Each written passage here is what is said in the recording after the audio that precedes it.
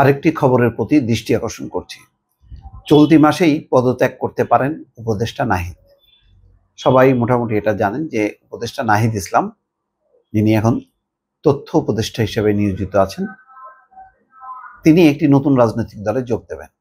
আকার ইঙ্গিতে তিনি সেটি বলেছেন এবং বলেছেন যে তিনি তার পদে থেকে তিনি কোনো রাজনৈতিক দলে যোগ দেবেন না, তিনি পদত্যাগ করেই যোগ দেবেন। সেটা কবে? অনেকে বলছেন যে এই যে সপ্তাহটা আসছে এটাই হচ্ছে উনি পদত্যাগ করবেন। মোটামুটি সব প্রস্তুতি তিনি নিচ্ছেন এমনটাই ধারণা।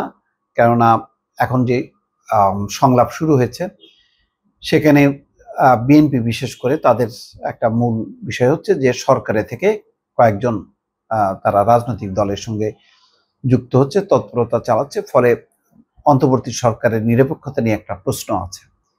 তো সেই প্রশ্নের উত্তর হিসেবে উপদেষ্টা নাহিদ পদত্যাগ করবেন।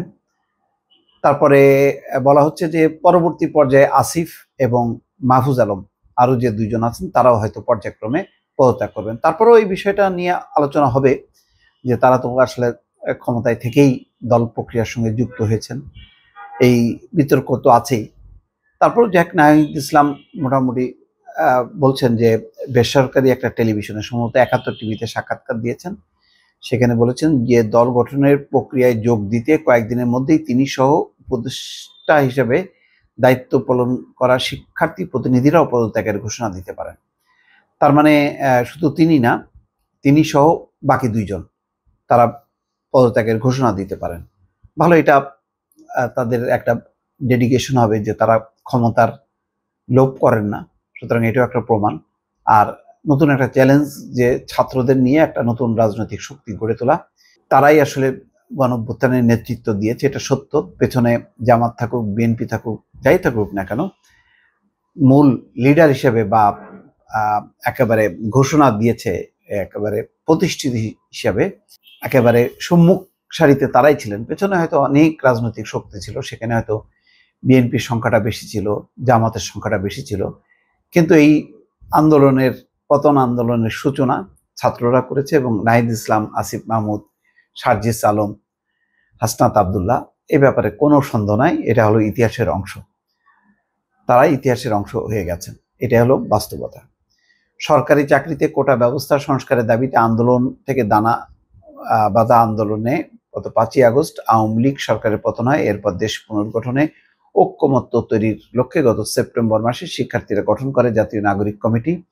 তাদের উদ্যোগেই গঠন হচ্ছে নতুন রাজনৈতিক দল, আর এই নতুন দলের আনুষ্ঠানিক ঘোষণা আসবে চলতি ফেব্রুয়ারি মাসে। তবে ছাত্ররা যখন নাকি আন্দোলন করেছিল তখন তাদের যে গ্রহণযোগ্যতা ছিল, তাদের যে ভাবমূর্তি ছিল, সময়ের ব্যবধানে 6 মাসের ব্যবধানে কিছুটা সেখানে টান পড়েছে বা ভাটা পড়েছে।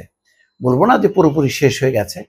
এখন নতুন রাজনৈতিক দল গঠন করে তারা যদি আবার সেই যুগোপযোগী রাজনীতি করতে পারে, সেখানে যদি উগ্রতা না থাকে, তারা বলছে যে এটা মধ্যপন্থার একটা দল হবে।